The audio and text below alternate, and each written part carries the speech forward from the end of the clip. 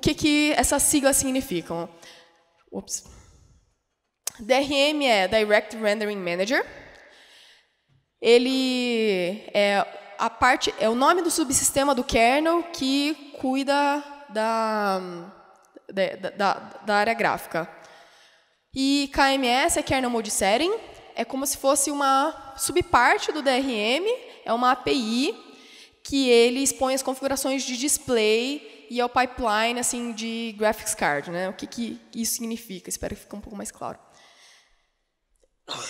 Perdão. Então, aqui, tudo isso faz parte de uma arquitetura que a gente chama de DRI, Direct Rendering Infrastructure, que ele define como as coisas se comunicam. Então, basicamente, no kernel, a gente tem o DRM, tem essa mini API chamada KMS, que eu vou entrar um pouco mais em detalhes. E aqui existe uma comunicação, né, clássica, né, com chamados de sistemas entre user space e kernel space. E tem uma biblioteca aqui que chama libdrm, que ele faz o wrap de várias coisas para você não ter que fazer as chamadas de sistemas na mão. E em cima dele, né, temos o compositor, que pode ser o Wayland, pode ser o X.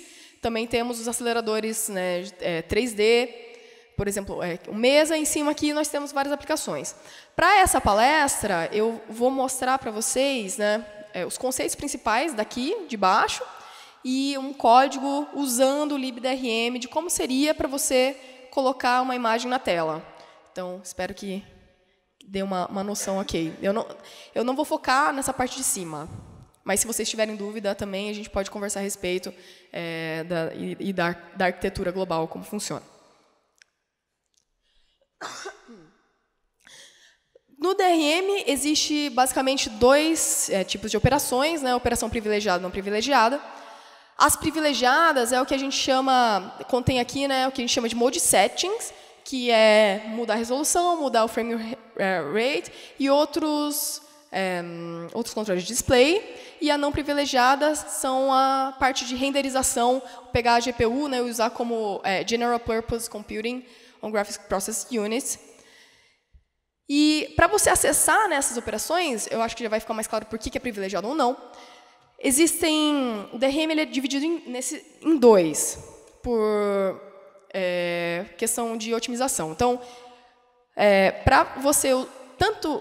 para as operações privilegiadas e não privilegiadas, você pode se comunicar com o kernel através de um arquivo, né, no nó, no devfs, que geralmente é /dev, /dri, /card e um número aqui, normalmente 0. Dos seus notebooks, se vocês derem um ls, vocês vão encontrar esse nó, se vocês estão usando, né, a interface gráfica. E tem esse outro nó também, que é o /dev, /dri, /renderdx, que são para operações não privilegiadas, normalmente para você usar a parte de renderização da GPU. Então, essa diferenciação é basicamente assim, porque a tela do seu monitor, você não pode ter múltiplas aplicações, né, querendo, vamos supor, uma aplicação que quer colocar o cursor numa posição, a outra quer colocar na outra, fazendo esse management ao mesmo tempo. Então, é por isso que, para a composição da tela final, a gente fala operações privilegiadas, porque geralmente é só uma aplicação que vai fazer todo esse management. Então, no caso, você vai ter aqui um X, ou um Weston, né, que implementa o Wayland Protocol, que vai cuidar de tudo isso. E as aplicações, se eles quiserem fazer alguma coisa a respeito, né, de mode setting, mudar a resolução, eles não fazem diretamente, eles pedem para o X, ou, né, para o Weston aqui. Agora, para a parte de renderização, as aplicações, né, para a parte de GPU e aceleração 3D, as aplicações não precisam passar pelo compositor. Então, por isso que tem essa divisão. E eles comunicam com o kernel diretamente através desse outro nó, e é por isso que é chamado não privilegiado, que eles podem fazer sem requisitar acesso pelo compositor.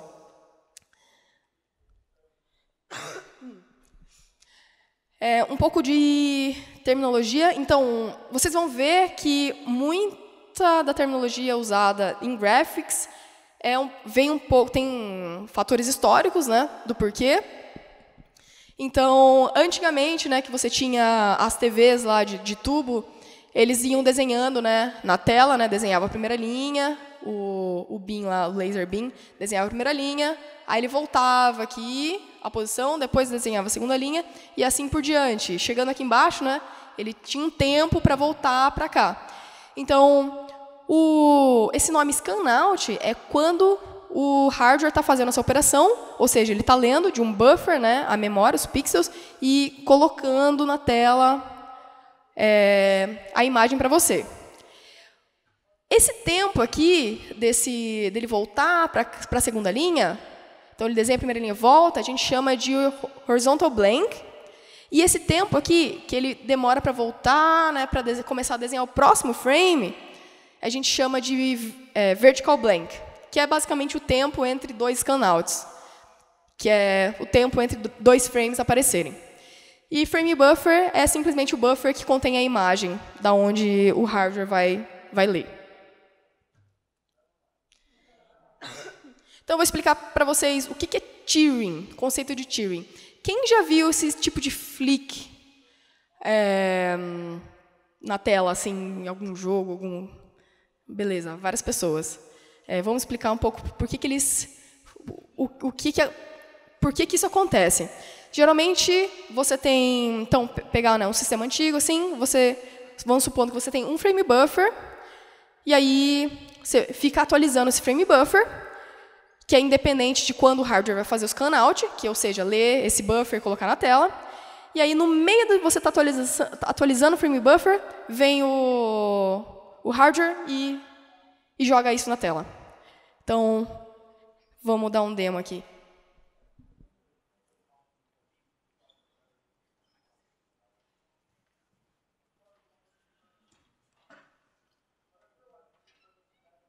Vocês conseguem perceber? Um flickzinho bem de leve. Se eu, talvez, deixa eu mudar um pouco. Se eu mudar o quanto as cores variam e a velocidade, eu acho que fica mais visível.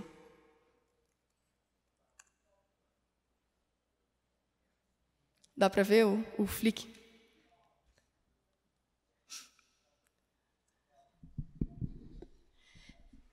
Então, é basicamente isso que acontece, né? Deixa eu tenho fotinhos para explicar. Então, esse é meu cachorro, é o Drogo, vai ajudar a gente a entender aqui. É o cão Drogo. Vamos supor que na tela está essa imagem, no buffer também. E aí veio a CPU, né, e começou a atualizar. Ele começa a atualizar esse buffer para uma outra imagem, certo? Só que aí, no meio dessa atualização, vem o hardware e lê esse buffer, e aí você tem esse resultado inconsistente na tela. Beleza. Então, esse é um dos motivos, né, por que isso acontece. Então, vamos melhorar isso um pouco. Para melhorar, ao invés de deixar esse buffer ficar inconsistente, a gente vai usar essa técnica aqui com 2 buffers. Então, vamos supor, a gente tem um buffer A, um buffer B. A está na tela, e aí, ao invés de a gente mexer as coisas nesse buffer que está na tela, que o hardware está fazendo os canouts, a gente escreve a nova imagem no buffer B e depois faz só o swap. Porque assim a gente não vai ter um frame buffer aqui inconsistente. A gente só vai trocar, vai falar, hardware, agora o frame buffer que você tem que olhar é o B, e não mais o A. Então, isso melhora bastante.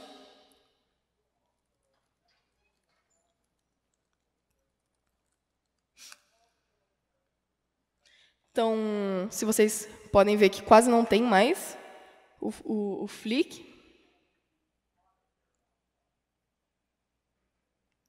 Espero que ninguém tenha epilepsia depois.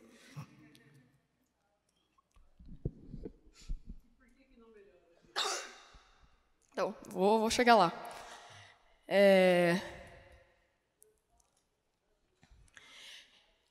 Aqui, a gente tem, né, um update muito mais rápido do buffer. E, na verdade, a gente não tem consistência no buffer, né, que tá ativo.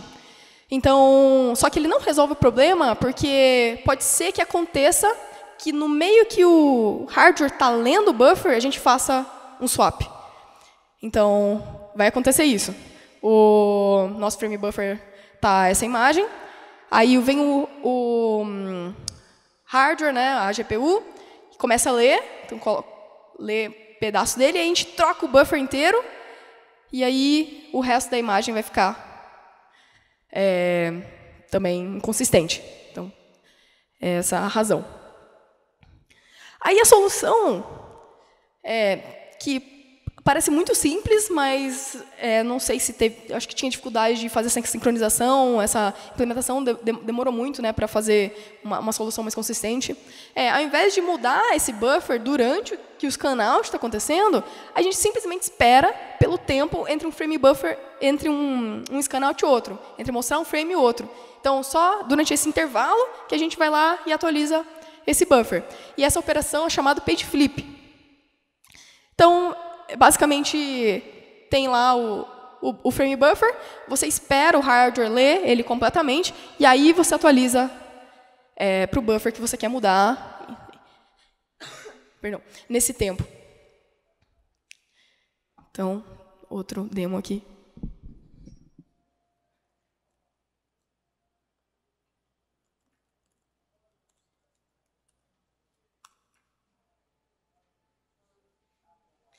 No anterior já quase não dava para ver, né?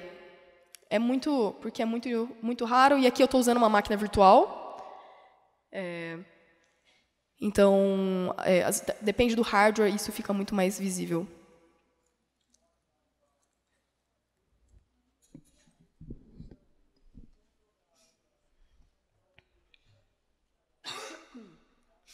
Então, eu vou agora entrar, né, dentro dos conceitos do DRM, antes de mostrar o código para vocês. Nós temos, né, componentes de abstração principal dentro do kernel. Então, começando aqui por planes. As GPUs geralmente suportam multiple planes. Normalmente existem 3, uma para background, uma para cursor e uma para alguma imagem. Alguma imagem overlay.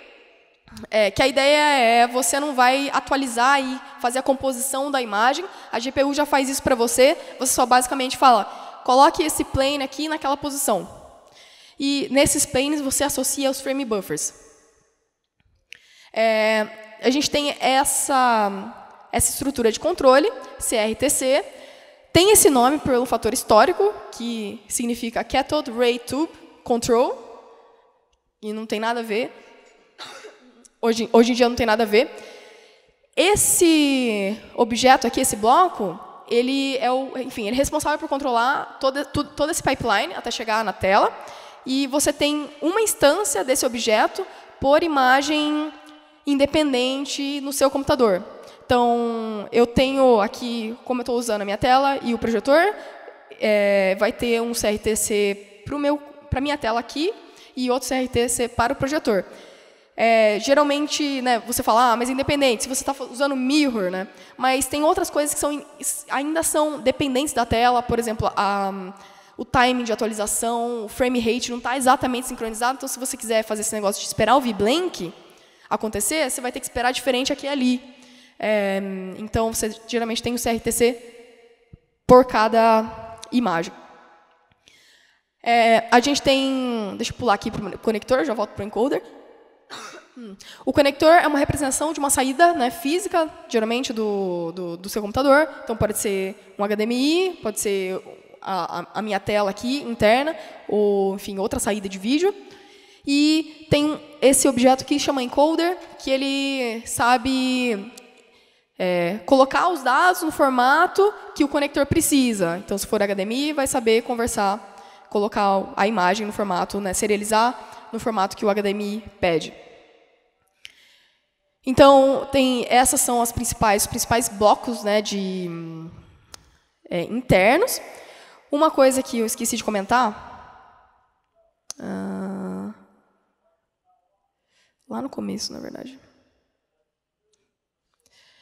sobre o KMS. Então, como eu falei, o foco dessa palestra aqui é mais na parte de como você coloca as coisas na tela e não de renderização. Então, Tudo isso faz parte aqui do KMS, que é o Kernel Mode Setting.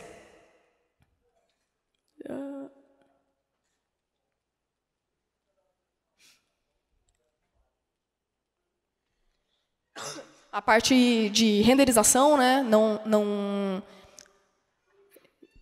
a estrutura já é diferente. Então, outro conceito, né, de planes, que você pode especificar um frame buffer, e você especifica, né, dentro do frame buffer aonde está a sua imagem realmente, dá um source x e y aqui, o tamanho, e aonde você quer posicionar na imagem final do CRTC. Então, eu quero posicionar, né, nesse x e y aqui e ponha essa altura e esse tamanho. Então, o hardware suporta isso, você só lida com os buffers, coloca os parâmetros e a placa de vídeo vai lá e faz o composing para você. Certo, então, antes de eu mostrar aqui, eu vou mostrar um código que é um tutorial, que é David, já vejo aqui o nome certinho, que ele fez esses exemplos que eu estou mostrando, e ele é super legal de ler. Você pode ler de uma forma linear o código, e ele explica bonitinho todos os itens, então é mega fácil de entender. Então, como eu falei, a gente vai usar a libdrm para abstrair toda a complexidade de fazer as chamadas de sistemas. No código que eu vou mostrar para vocês agora, só para ficar claro, se vocês verem uma função que começa com drm, blá, blá, blá, é uma função da libdrm, e as funções que começam com mode_set underline são as funções que a gente próprio definiu. Então,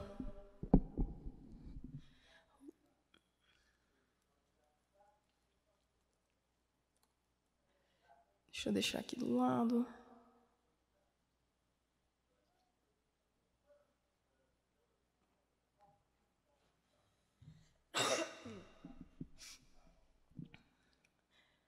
Tá, então, esse é o projeto que eu estou usando, David Herman, isso. Que ele fez esse DRM How-To, e é muito bacana, né, para você começar a ver o código e ver mais ou menos, para ter uma noção de como isso é implementado, de como isso é feito, e as coisas ficam um pouco mais claras. Então, eu usei isso quando eu estava começando nessa área, e eu achei que valeu bastante a pena.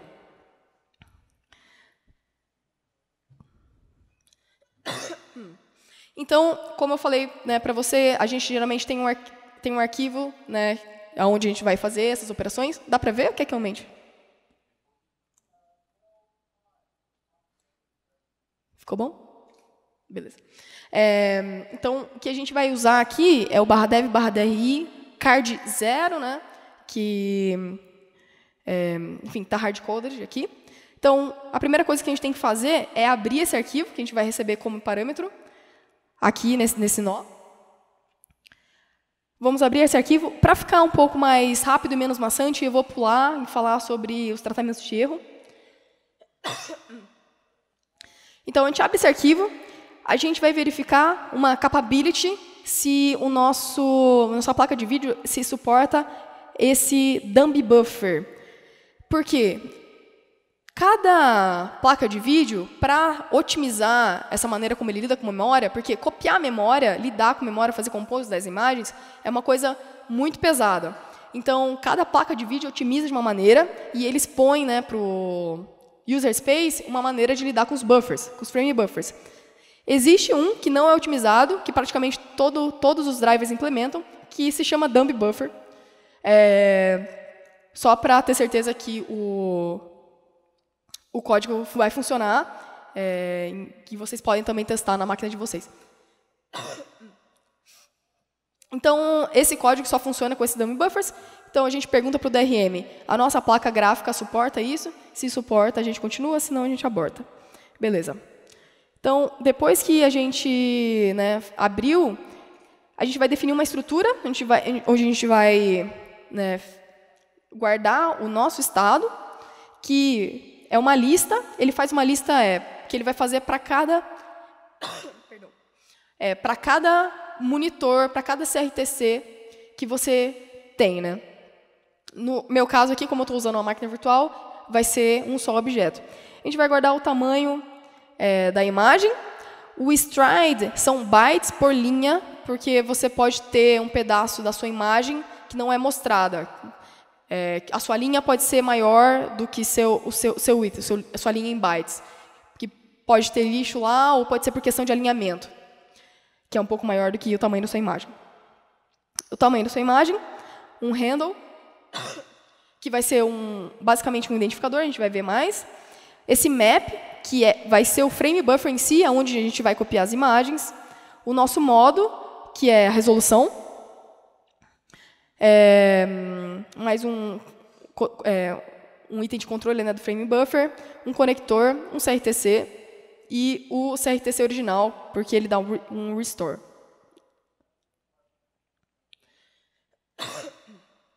Certo, então, para preparar, né, esse nosso device, primeiro a gente pega os recursos da nossa file system. Então, aqui a gente recebeu um file descriptor, que é aquele usado no Open, quando a gente abriu o /dev/dri/card0. Lá no final vai juntar tudo, espero que fique um pouco mais claro. Então, a gente vai usar essa função mode_getResources para pegar informações mesmo, né, do seu sistema. Aqui embaixo a gente vai iterar por todos os conectores, né? No meu caso vai ser só um. Então, desses resources aqui vai vir essa informação de quantos conectores tem. Vamos fazer um getConnector para pegar mais informação desse conector. Vamos criar uma estrutura nossa, né, do dev, que é essa struct aqui, que é a nossa estrutura de controle.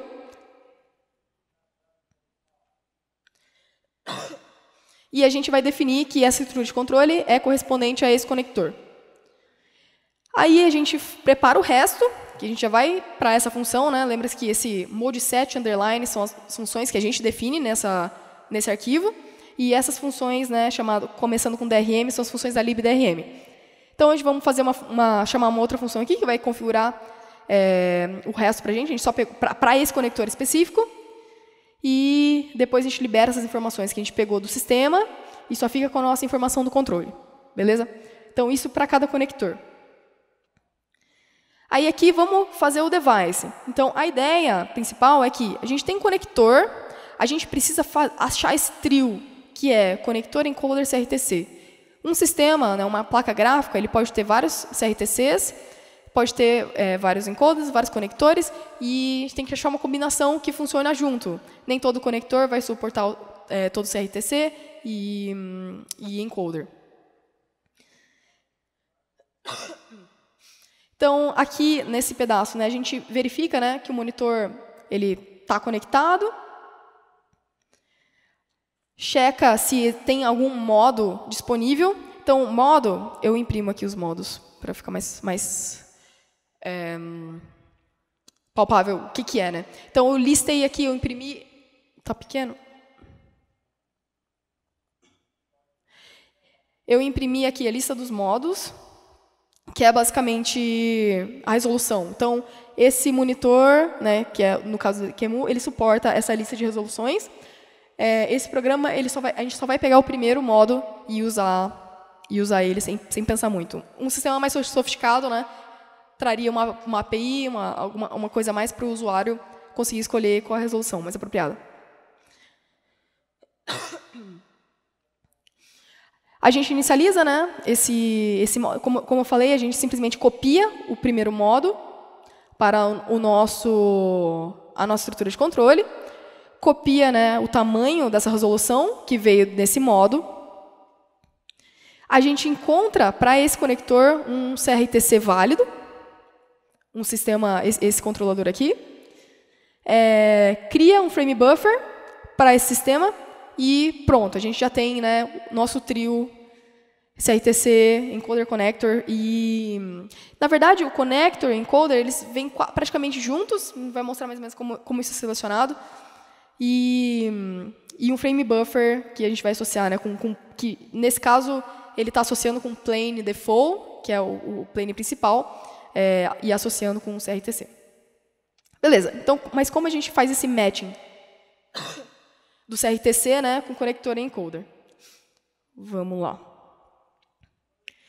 Eu vou pular esse primeiro pedaço aqui, que é uma otimização, que ele simplesmente vê se já tem algum conector associado e deixa assim. Então, vamos fingir que a gente tem que procurar do zero. Então, para cada encoder aqui, a gente pega, né, do sistema mais informações desse encoder.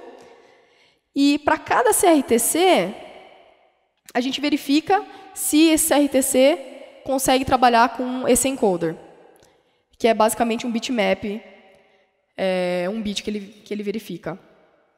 Se sim, se parece que ele funciona, a gente verifica se esse CRTC já não foi associado com algum outro objeto, né, com algum outro encoder. E se tudo der certo, a gente escolhe esse... Perdão.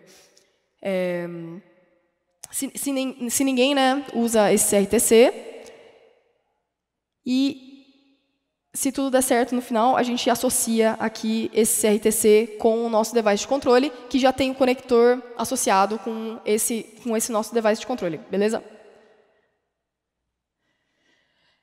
Agora, para criar o frame buffer, então a gente vai usar, né, uma chamada de sistema aqui chamado DRM IOCTL mode create dumb, que, como eu falei, né, a gente está usando esse dumb buffer para fazer esse management de memória dos frame buffers.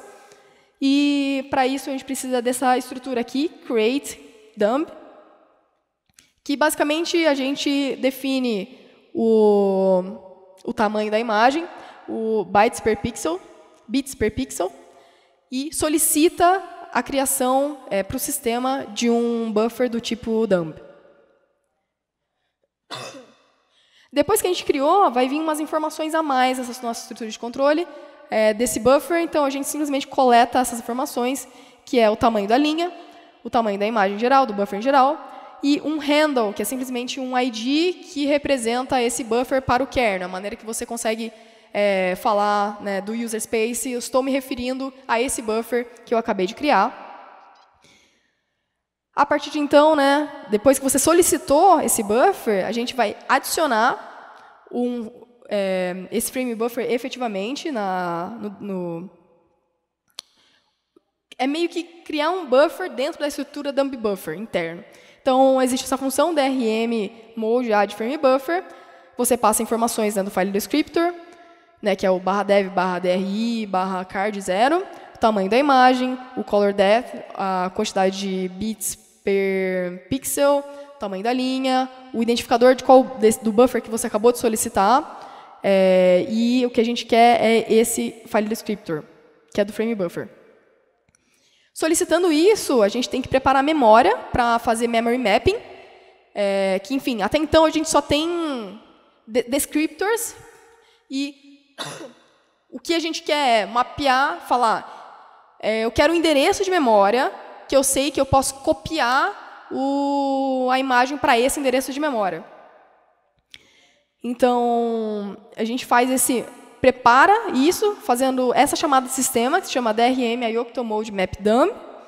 E depois disso, que a gente vai ter essa informação aqui no mhack, é que a gente faz o mapeamento de memória real. E esse aqui é o nosso frame buffer, finalmente. Né? Depois de tudo isso, fazendo várias configurações e tal, é aqui que está a nossa imagem, é aqui que a gente vai copiar a imagem do cão Drogo. Beleza? Bom, nesse caso, é uma imagem colorida só. Certo, eu vou pular a parte de cleanup. Então, como junta tudo isso? Então, a gente tem, né, esse nosso card, que é esse arquivo, o ponto de entrada, né, para a nossa placa gráfica. Vamos abrir esse arquivo, vamos preparar todo esse pipeline aqui. E aí, a gente entra num loop para associar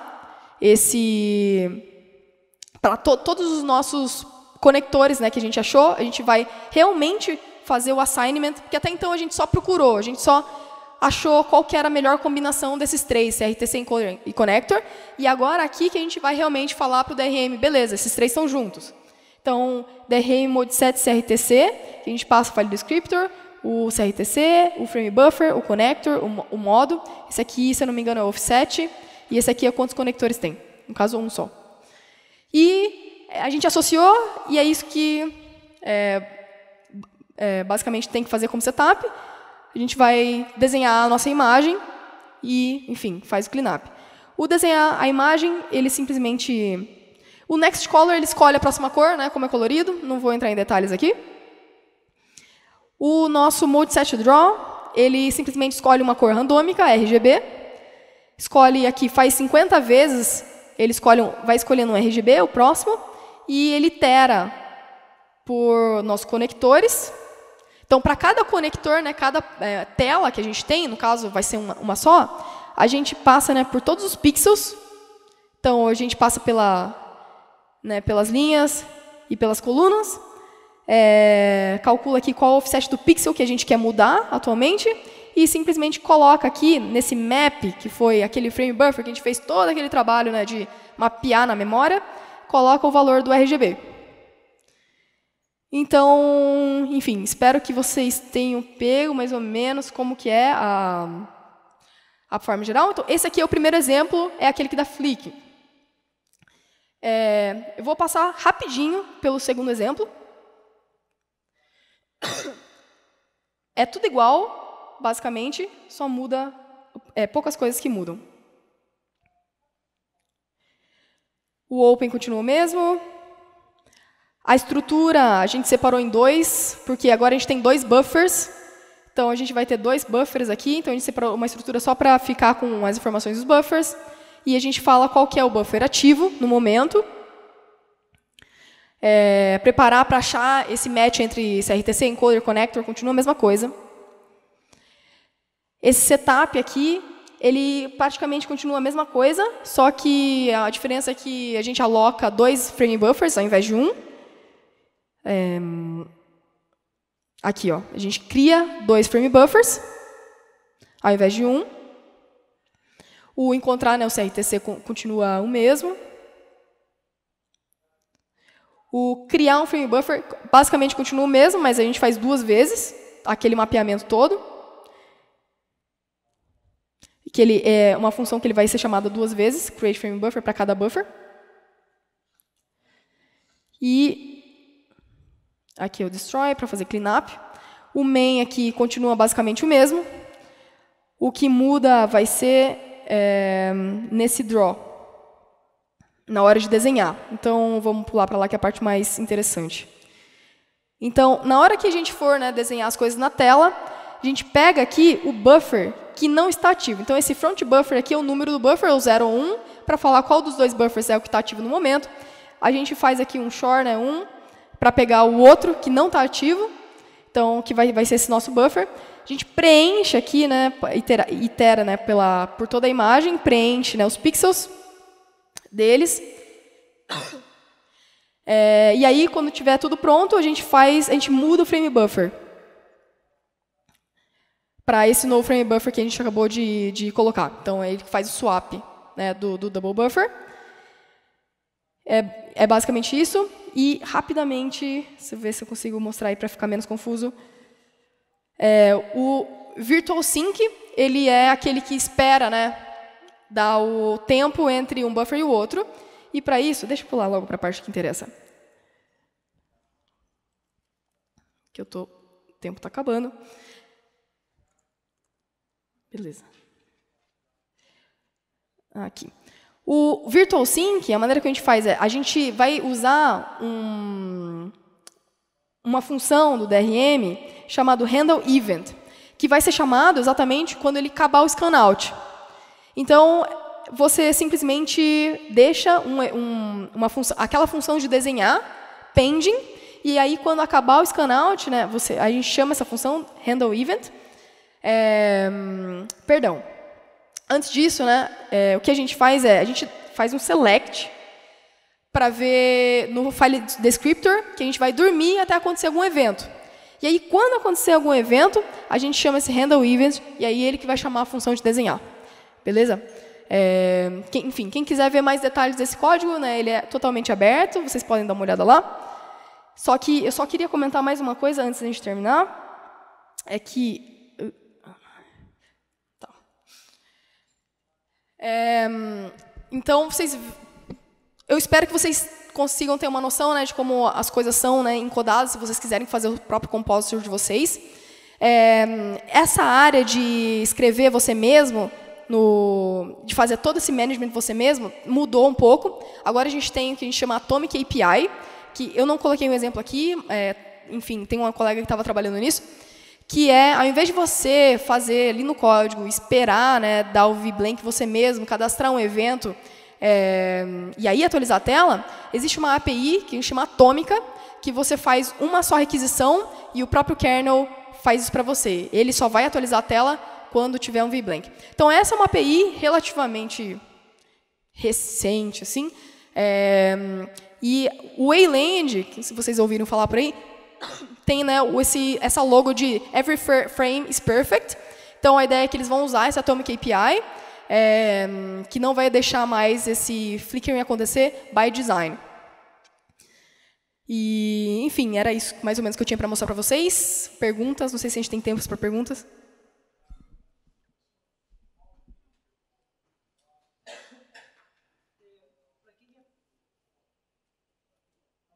Para quem começar a trabalhar com gráficos, assim, além desse material do David Herman, tem alguma outra indicação? Que nem que seja uma coisa mais conceitual, de por que as coisas são assim, no gráfico, no livro, no material.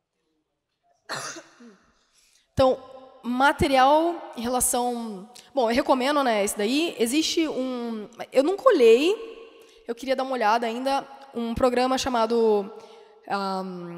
acho que é KMS Cube, que ele é como se fosse um compositor mínimo, que era para ser relativamente fácil você abrir e entender o código. Agora, de documentação em si, é uma questão que eu vejo a diferença, que eu trabalho mais no Video for Linux, na parte de mídia. O Video for Linux ele tem uma documentação linda na API. O DRM tem documentação linda na parte interna, você vai achar muita coisa falando da parte interna, mas é difícil ver como é que isso conecta com a API, com o user space, porque essa documentação falta um pouco. Então, é um pouco mais complicado você entender. O que eu recomendo começar por esse material que eu mostrei. Existe também uma bateria de testes, que se chama IGT, que é IGT Graphics Test. Veio de Intel, mas não é Intel mais, funciona para um monte de coisa, que ele vai rodar vários testes, você vai ver sua tela piscar colorido, o cursor para lá e para cá. Então, é bacana você rodar esses testes, e os testes eles são mínimos, então acho que dá para você dar uma olhada no código e ver mais ou menos como funciona. Perdão. E temos, né, a lista de e-mail, o canal no IRC.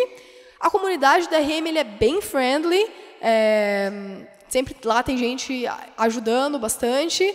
Então, assim, para falar a verdade, não tem caminho fácil, assim. É um pouco difícil para entender e para começar. Então, o que eu sugiro realmente é, antes, né, de entrar no código, você tentar entender como funciona, rodando a bateria de teste, vendo esses exemplos.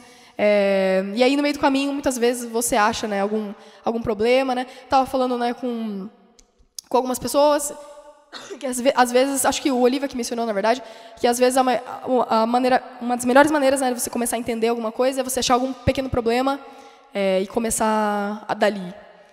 Então, enfim, não tem um caminho fácil, perdão.